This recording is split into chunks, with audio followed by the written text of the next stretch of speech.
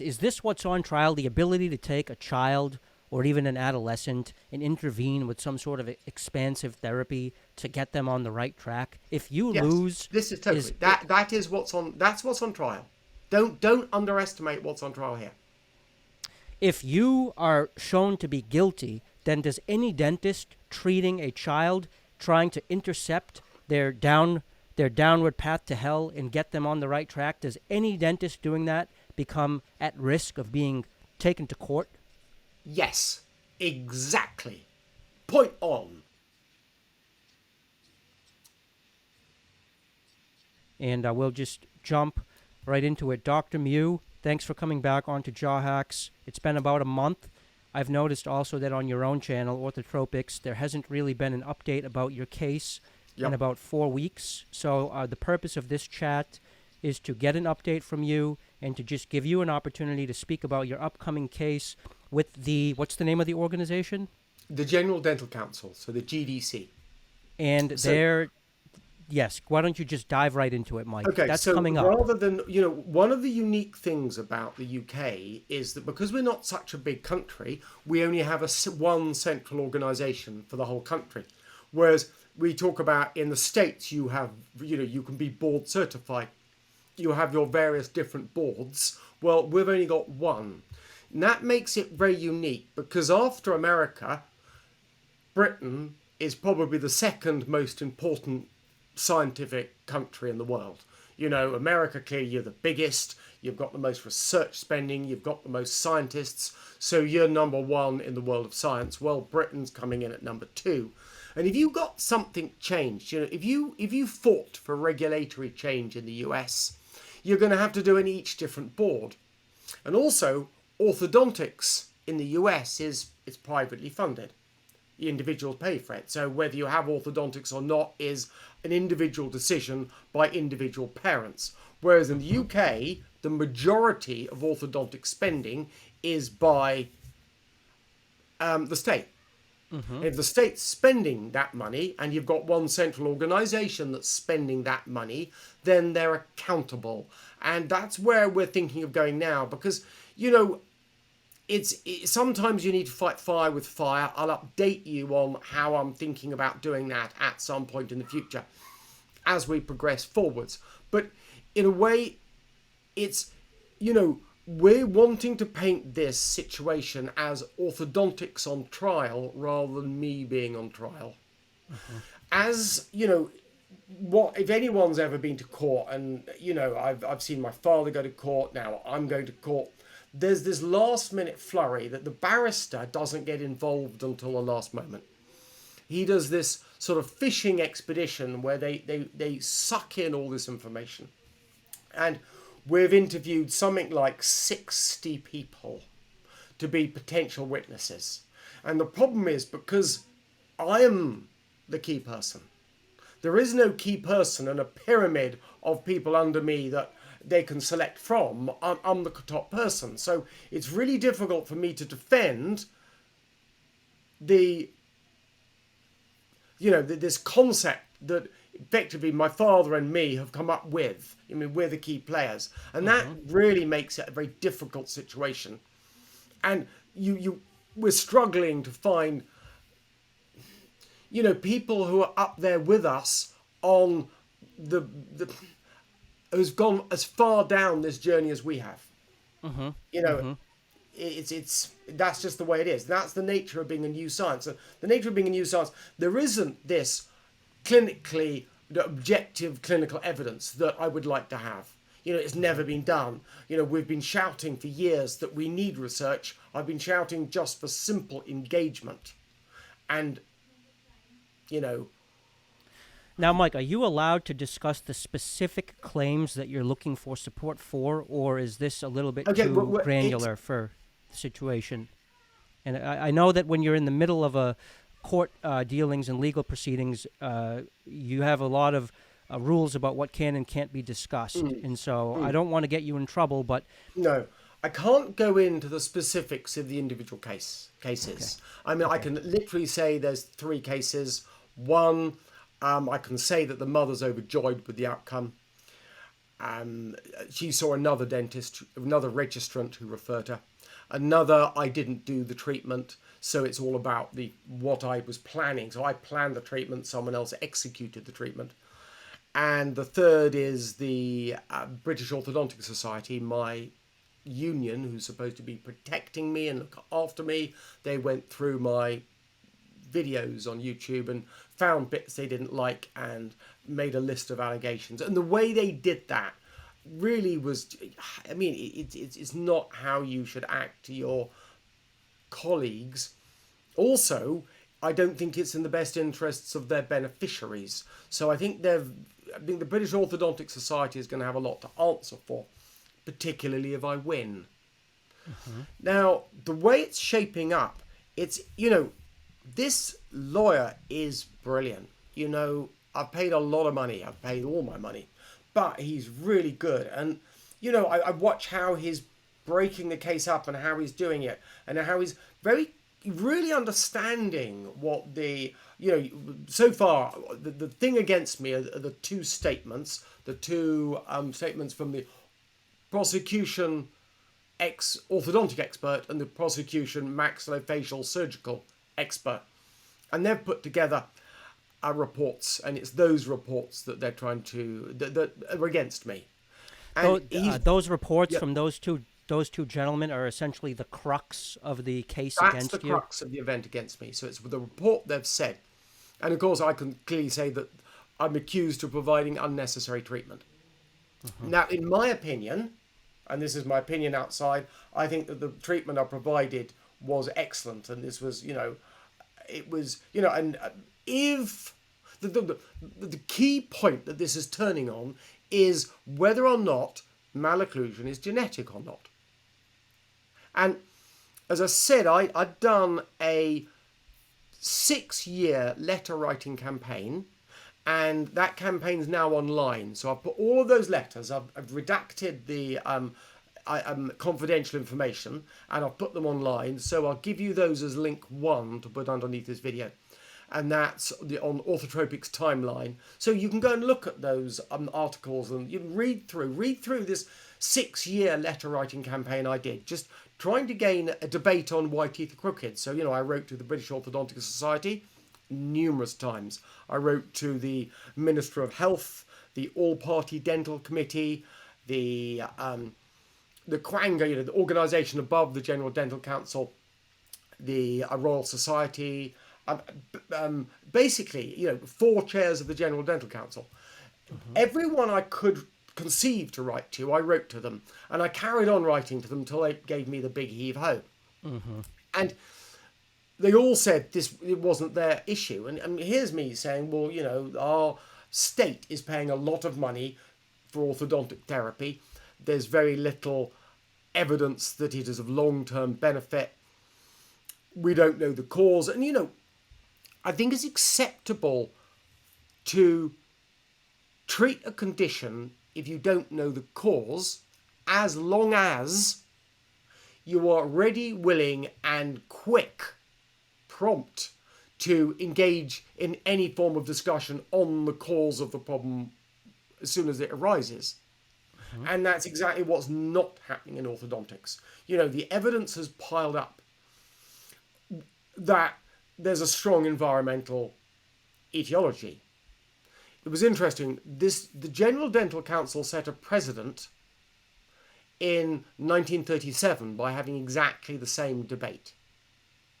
And what I'm asking them to do is to repeat this debate. It's approaching 100 years.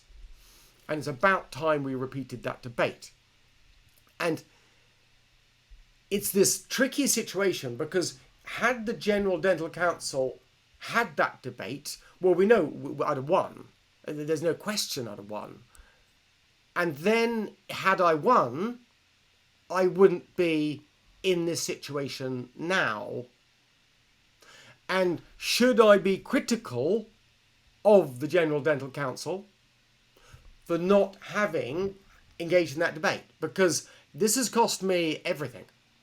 Mm-hmm. So how did we go from...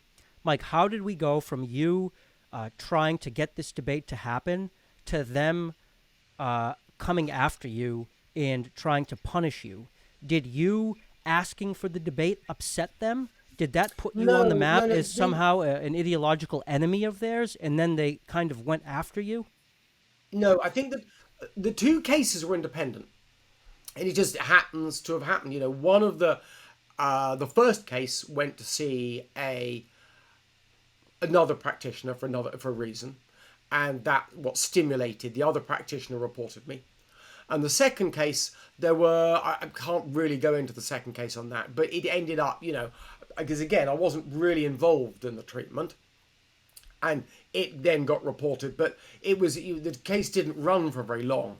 So those were events that happened that were completely independent of me getting all this information online and me trying to push for debate. I understand. So what you're saying, Mike, is you're saying that if the debate had been allowed to happen and if your position had been allowed to show that it was the truth, then the evidence to support your actions in the cases which they're now using against you would have been there to support you and to show that you're not, in fact, in the wrong. But the reason the evidence isn't there is not because, you don't want there to be evidence because you don't think the evidence exists because what you're doing is not right. The reason the evidence isn't there is because they refused to engage in the scientific process around those issues. Precisely. It's slightly different because in a court of law, what seems to be held much more importantly is people's opinions on what they think about the evidence rather than just necessarily the evidence. But it is clear the orthodontic expert has clearly staked his reputation to the fact that malocclusion is genetic. And that's the main thrust of his whole evidence. Now, in theory, I should be able to prove him wrong, and they should dismiss the case, and I go home.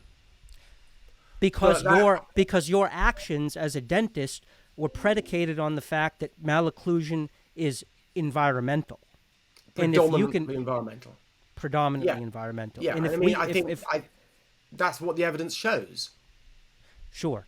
So if the scientific establishment could acknowledge the truth of that claim, that malocclusion is predominantly environmental, then what you did in these cases would be appropriate.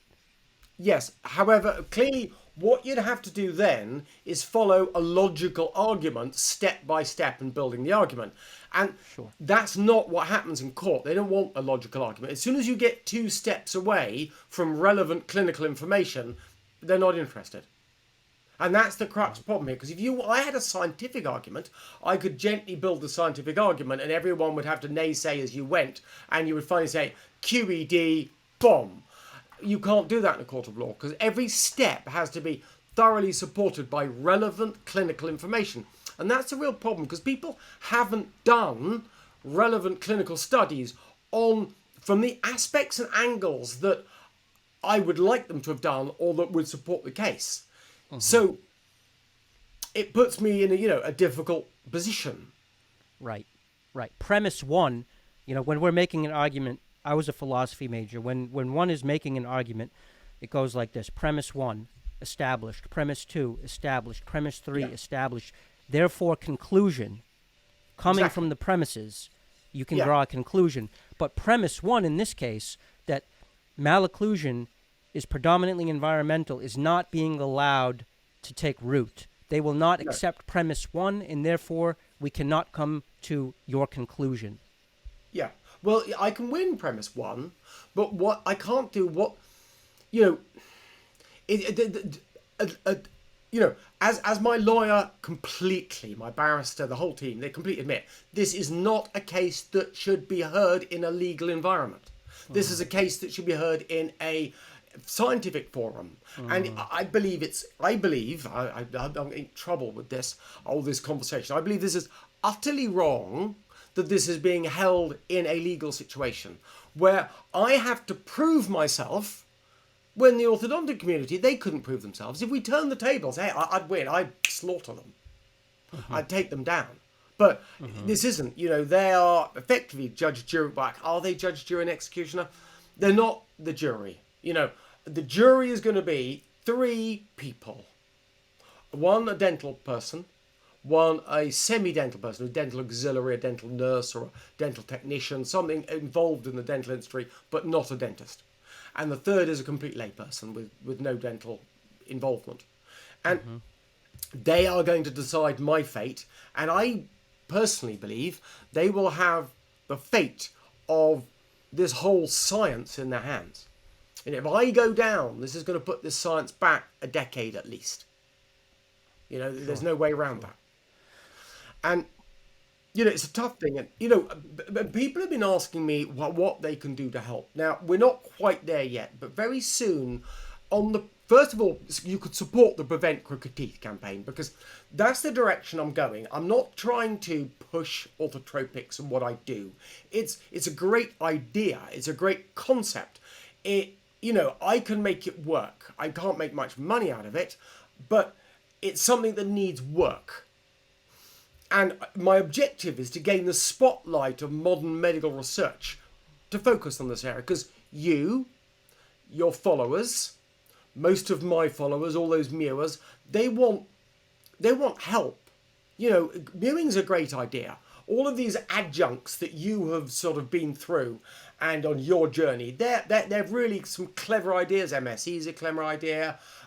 You know, lots of clever ideas there. But someone needs to really set out a plan to really just shake the system up, get a real focus spotlight, and a focus spotlight that's following that scientific process. Premise 1, malocclusion's not genetic, it's the environment. Where does that take us?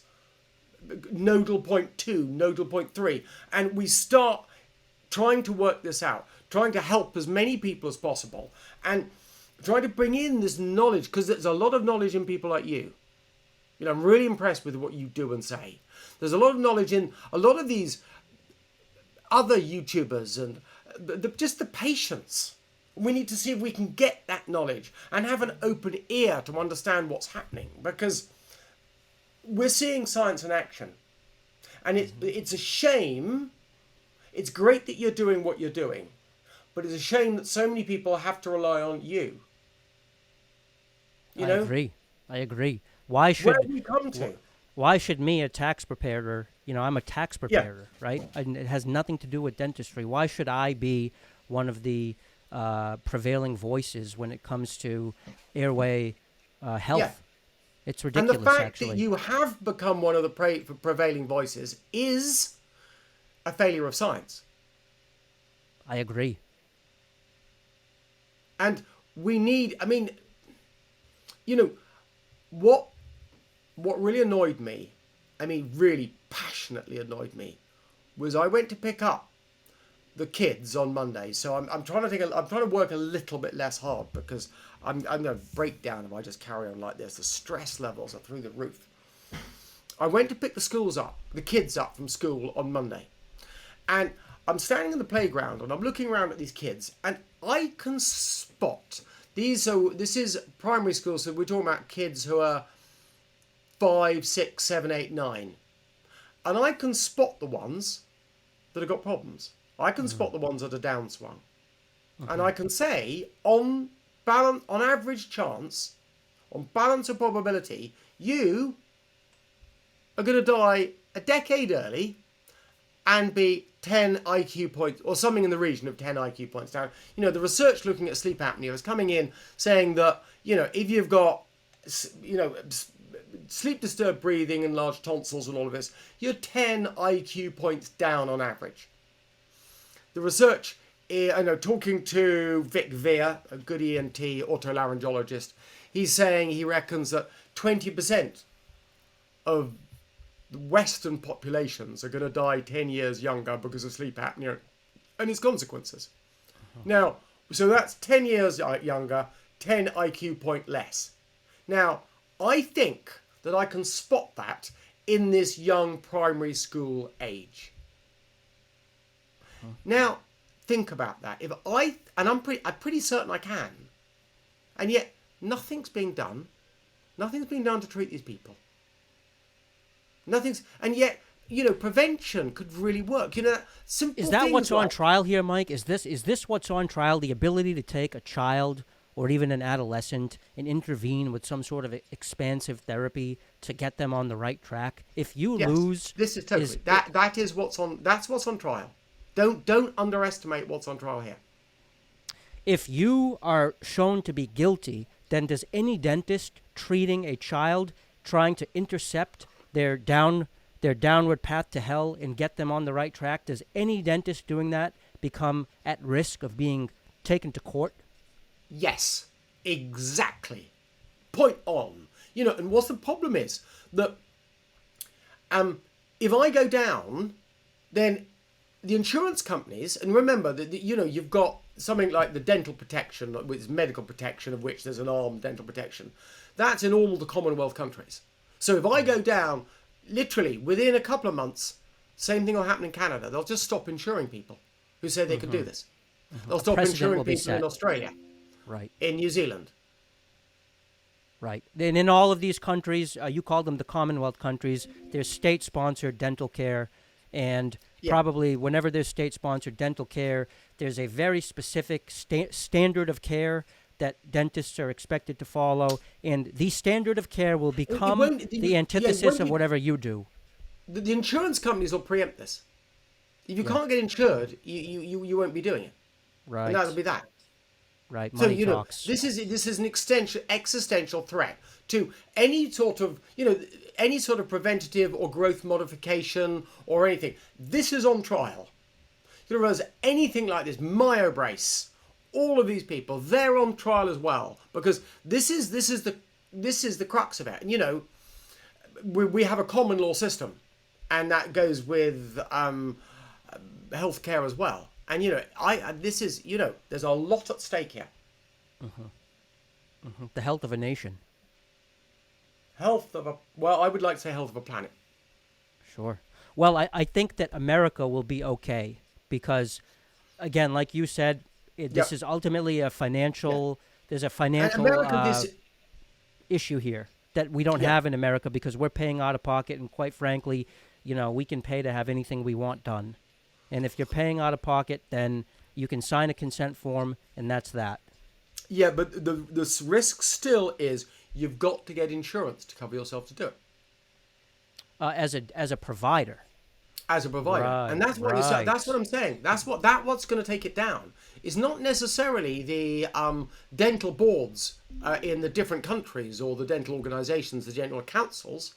It can just be an insurance company, because the insurance company decides that you're too big. Because if I lose, then they don't pay costs because it's not a cost awarded situation, but they're predicting what's going to happen in the future, and they don't want to insure things that lose out. So then, do you think that also what's at stake here are adults who find themselves to have small airways, even though they might not have malocclusion? I doubt that far. I don't think these insurance organisations are going to start putting it all together that quickly. They're not going to not insure dentists who are giving MSE to patients whose occlusion is fine, but who just have small airways. No, I think they'll just start going for anyone doing functional appliances, anyone doing trying to modify growth, because that's what's on trial here. Whether or not you can modify growth in a child. Child. Child. Oh, okay. Okay, so we're not talking about adults in the specific cases that are being used against you. These are children. Yeah, that's even more terrifying, quite frankly, Mike. Honestly, that's disturbing. Because when it comes to adults, I feel like that's where the evidence is a little bit more, not really. There's a question as to whether or not mewing grows bone in adults, right? And probably the answer to that is if it does it's slowly and it's not so much. Yeah. But for children, I mean, we all take that for granted on my channel. Yeah. But I mean, children is a slam dunk. You get them working properly, and you can alter their development. They're still growing. You guide the growth. Yeah. Oh my gosh. That's the total implication of what we're saying in the argument against me in the case. Again, I can't go into the details of the case, but this isn't the details. This is this argument, whether it's the genetic or the environment, and that's that's the very highest level argument of this case. Genes or environment argument. Now, we've been thinking what people can do to help, because people are asking me what they can do to help. Now, Sure. we've not yet got it set up, but please go to the Prevent Crooked Teeth website. And on the Prevent Crooked, that's a link to, well, if you could add under the bit. Will do. Link to would be to the Prevent Crooked website. Please sign the petition. And then on that website, we should fairly soon, it's not there just yet, but it should be very soon, we have somewhere where you can go and give your story. So, we've come up with one of the gaps I realised was there was no explanation or no name for the pathological process. So if you have an environmental etiology, if the environment has an effect on the way teeth are developing and faces are developing, then there must be a process by which that occurs. The how. We've got the why, and then you need the how, and that's a pathology. So I wrote the paper Craniofacial Dystrophy, and of course that's being widely it's suggested that it's only in my head, this craniofacial dystrophy. So as many people as possible, if they go to the correct link on the Prevent Crooked Teeth, and they write down their experiences. If you've got if you've had improvement with mewing, if you've got any particularly if you've got clinical data, you've improved your sleep apnea, you've improved your body posture, and you've got some bit of paper, some actual material, objective material that you can put there, that you can upload to demonstrate this. This would be enormously helpful, particularly clearly mewing results. Some nice reproducible photographs from the same angle, change in facial form. In this situation, it's particularly interesting if adults put this down, because this is demonstrating above and beyond that this wouldn't have been normal, natural growth. These changes had to be something that wasn't growth. Mm-hmm. That's what makes it interesting. That's what makes mewing before and after so powerful. Can you elaborate on that, Mike? I'm not sure I understand that point you just made. So what we're trying to say is that if you can if the environment can have an impact on someone, it has that impact after they have grown, then that can't be the genes. Correct. Right. Okay? So I would like people who have got good mewing results to upload on the Prevent Crooked Teeth website images of themselves and some words. I said we're limiting people to 400 words because otherwise they'll go on forever. Just concisely written how mewing has helped you. How knowledge of craniofacial dystrophy, this underlying process, has helped you. Because as we start to build a database, that shows it's demonstratable. Because these are people, I don't know them, I don't owe them anything, I'm not paying them to do anything, and yet they're going out of their time to write something up, and that then can be presented as something. Okay, what's going on here? What's happening? Sure, it's evidence. Do you want people who have had some sort of appliance intervention to report their story, or is this strictly changes in posture? I'm more thinking just people who haven't had appliance, but then also anyone who's professional in any, I'd like medical professionals, but any sort of professional area who has a professional qualification, who said, look, I'm a professional, maybe not in dentistry, but this makes logical sense and it can't be refuted. If you're familiar with Karl Popper was the father of modern medical science. He was the one that came up with the concept of the null hypothesis. He said that you can't prove anything. The first article I got published was called The Black Swan. This is an editorial I wrote for the British Dental Journal. Now, the reason I called it The Black Swan was because Karl Popper uses the example of a black swan.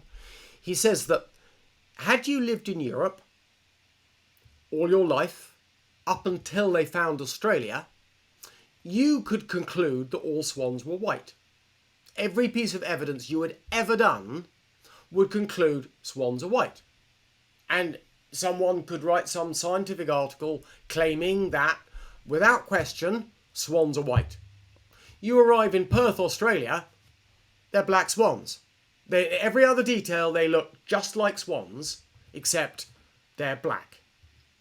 Now, until you arrived in Perth, Australia, you had no idea black swans existed. But sitting in Europe, there's no way that you could state that swans are all white, whether or not you'd ever been to Perth, Australia. And so what he said was, you can't prove anything. You can only disprove things. And in an effort to, because scientists constantly go back to this, prove it. And we constantly forget, actually, no, you can't prove it. You've got to disprove it. So realizing that there's always that tendency to forget, he forced science to have the null hypothesis. So there in front of every scientific paper, you have to put up a null hypothesis and then try and disprove it. That's why it's there, because of Karl Popper. Now, if you cannot find fault with the subject of craniofacial dystrophy, then you write that down. You said, and this is you go on there, you say, I searched the article, I looked at the article, I've read it through it, and I see no fault with this article. And if you're a professional of any description, you can write that down. I saw no fault. Here's my qualifications. And in that way, we build up a repository of effectively evidence. People who are saying they cannot falsify this concept. The hypothesis that the environment contributes to malocclusion. That's the null hypothesis. No, the null hypothesis is how the environment contributes to malocclusion. So what I'm saying is, this face is one structure. And as this face changes form, it affects the functions of this structure and how that occurs. So I talk about this downswing. It's a relative downswing because, of course, faces grow down and forwards. But if they're growing more than 45 down, we refer that as a downswing. Less than 45, that's a relative upswing in form. And, we've got to do what we can. And, it would be great to have people, that, you do much on Facebook, or do you do much on social media at all? No, I don't. Just YouTube. No. Yeah. I guess Facebook is dying now anyway. It seems to be less and less young people do that anyway. And it seems to be old fuddy-duddies like me and some of my professional friends that do it. But truly, we're trying to get news out there. We're trying to get people out there. And I think another thing I've asked people to do is go to forums, particularly orthodontic forums. Go into these forums and ask questions. Say to people, why are teeth crooked? What's the relationship with sleep apnea? Go be polite, but be an army. Go out there as an army for the truth. To make people think, because there's thousands of parents taking their children to orthodontics. There's thousands of young and older adults going for orthodontics who have no idea these concepts exist. And it's our duty to inform them this is true. And this is a time to do this. Now's the time to act. And go to these forums, join the forums, try not to get thrown out, and ask sensible questions. Make people reflect. Make people ask, why don't teeth stay straight?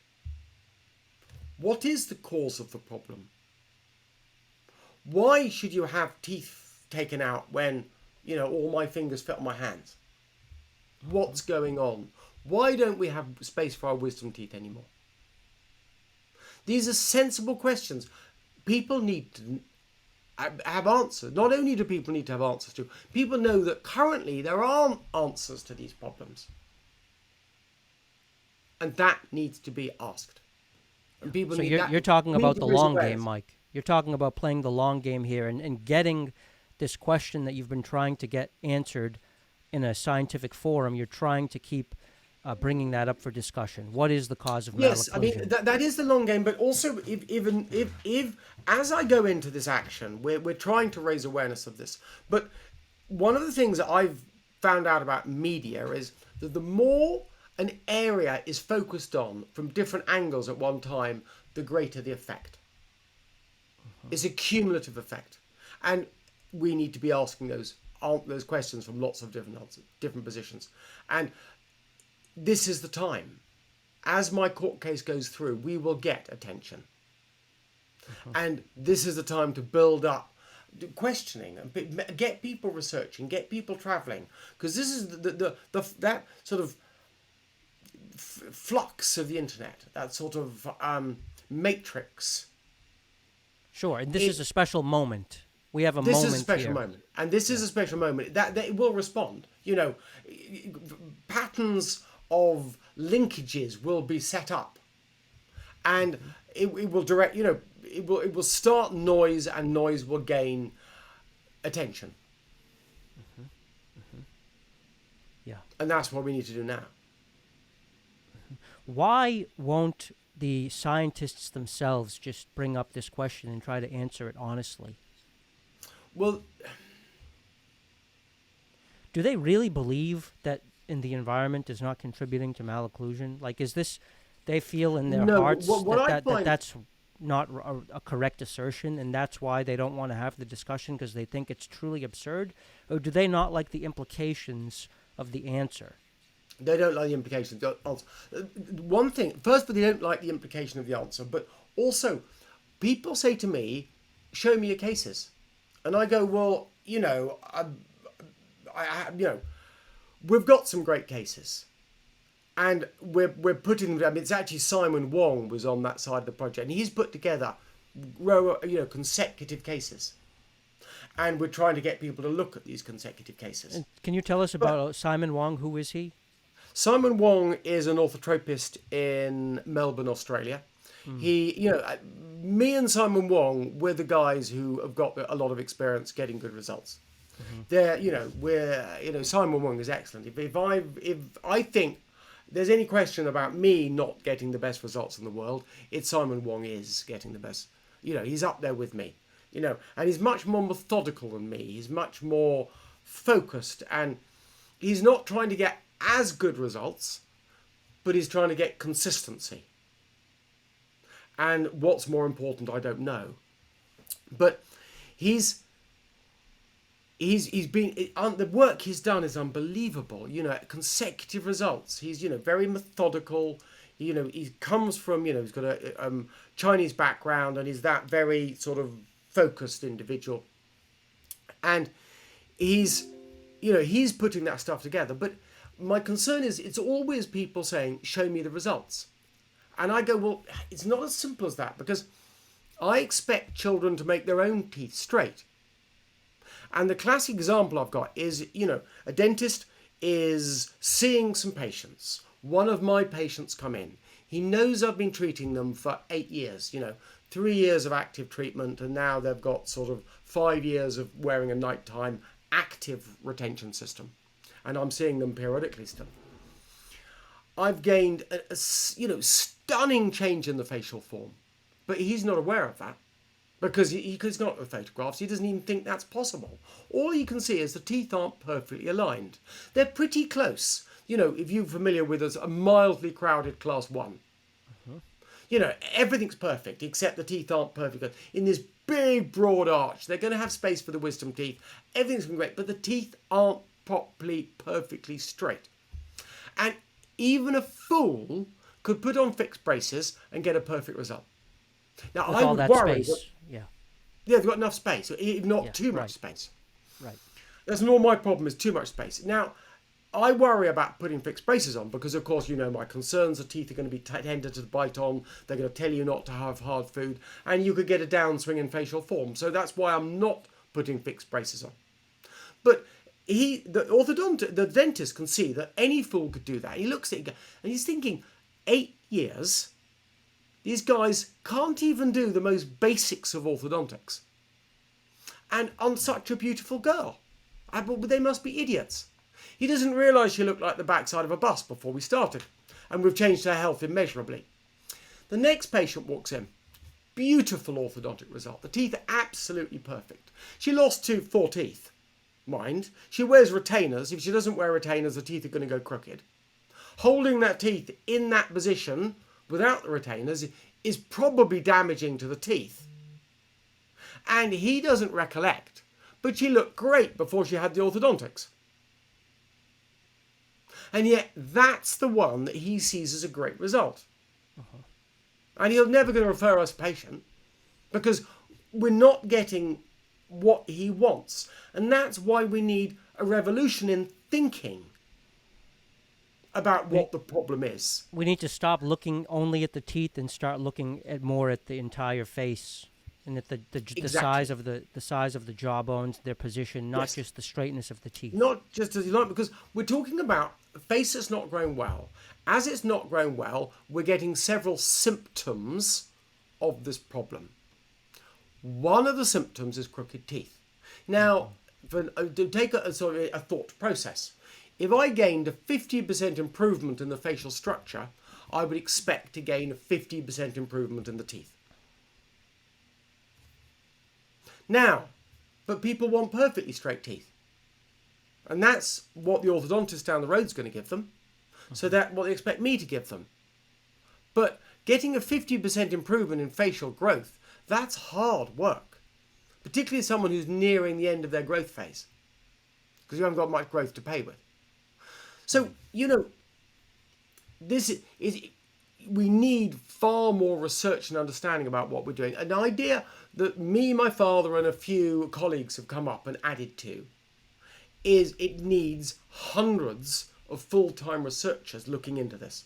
And that's what we've got to get. That's the only real way. I mean, I see so many questions on under my Facebook, under my YouTube videos, on the Facebook profile pages of groups I've got. I can't hope to answer them all. That's one of the reasons I've put videos out, because it's much more explicit to put a video out.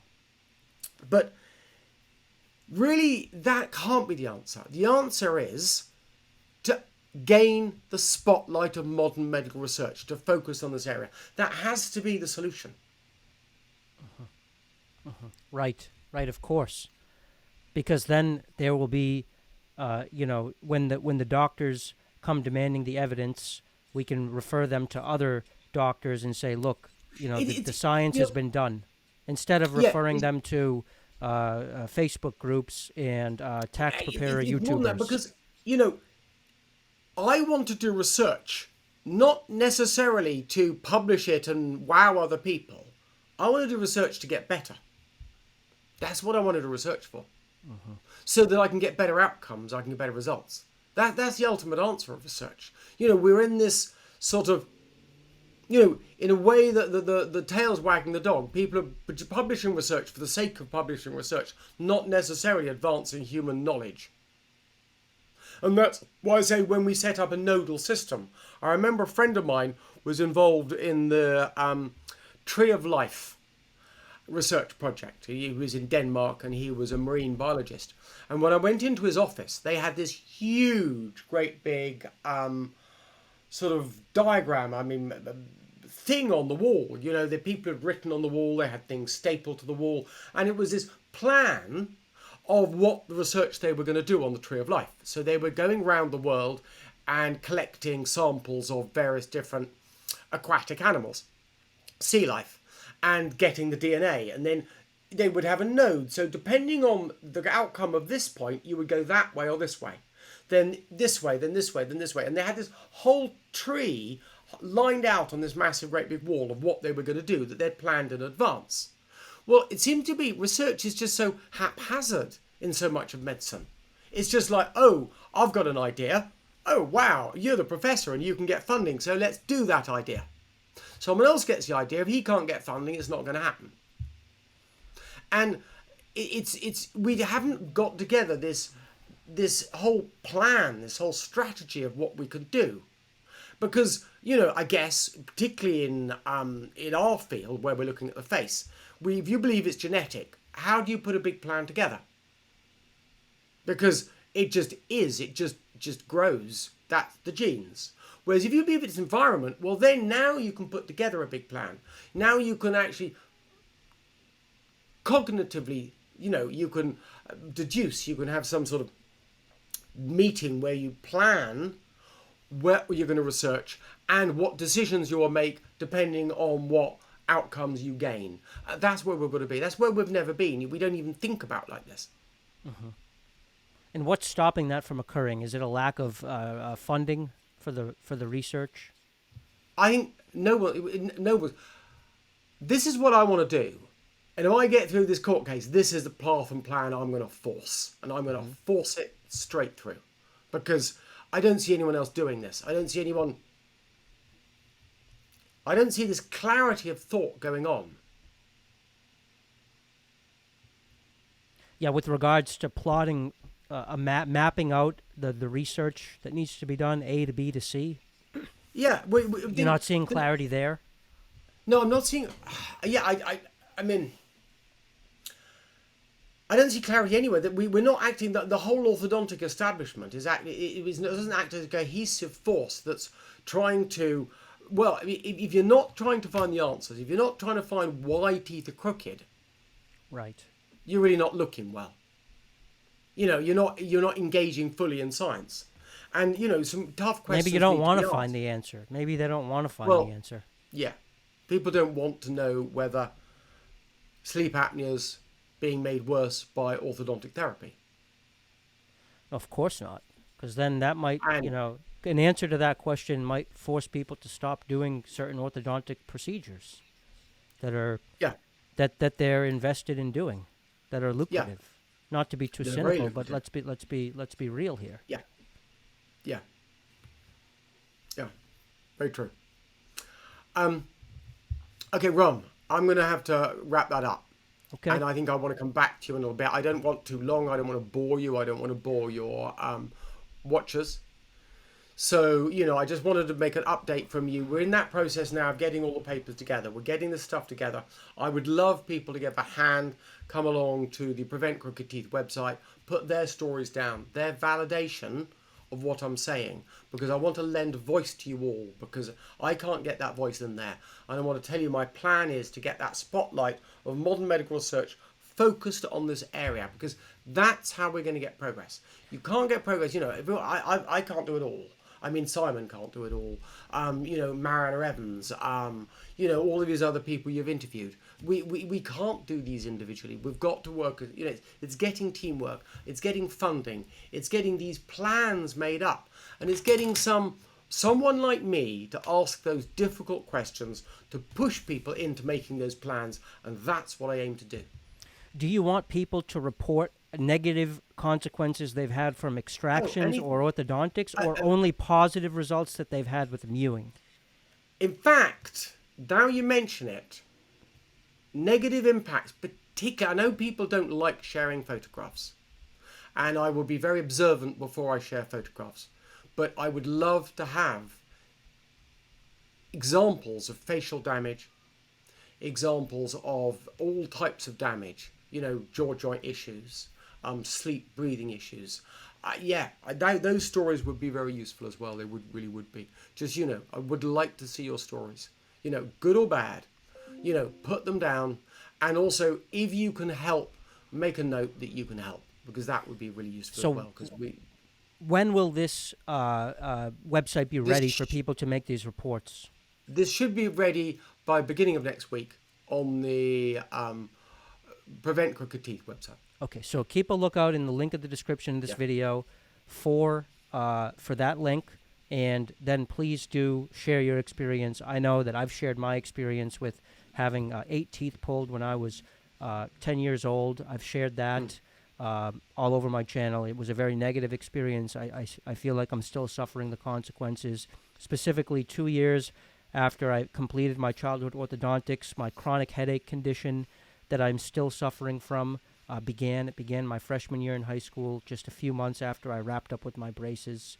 I think there was a link there. I've explained what I think that connection is many times. So any person who has a hypothesis about something they think has happened to them, especially if they have photographs, please, this is a forum for you to share that and let your voice be heard for the betterment and the advancement of science, and for the future health of countless people in posterity. Yeah, yeah, yeah. And we've got to get prevention going. That's why we're doing also Prevent Crooked Teeth, because the ultimate answer is just to prevent all these problems from ever happening. The human body knows how to grow well. Just let it. Yeah, yeah.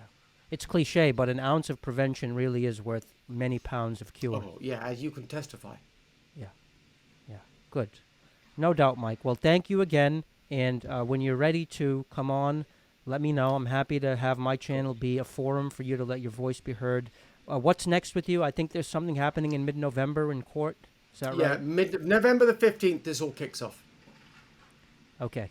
Well, good luck to you, and we hope to hear from you shortly thereafter to get some good news, or to at least get, an update, so that we can continue. I would be happy to keep you updated. Yeah. Ron, We all have listen. your back, and Thank you very much. we're here for you, Mike. Cheers. Okay. Cheers, Mike. Bye-bye.